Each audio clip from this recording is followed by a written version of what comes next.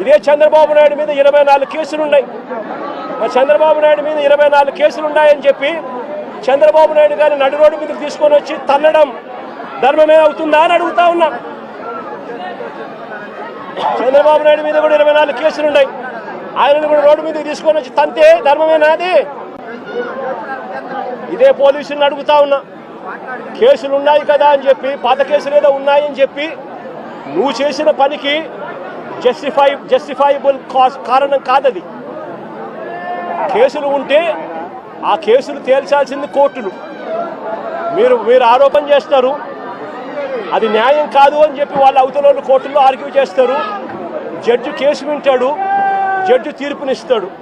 అంతేగాని పోలీసులు ఇలా కేసులు గతంలో ఉన్నాయి కదా అని చెప్పి తీసుకొని వచ్చి నడి రోడ్డు మీద వాళ్ళను నిల్చోబెట్టి వాళ్ళ కుటుంబ పరువును తీస్తూ వాళ్ళను షేమింగ్ చేసే కార్యక్రమం పోలీసులకు లేనే లేదు.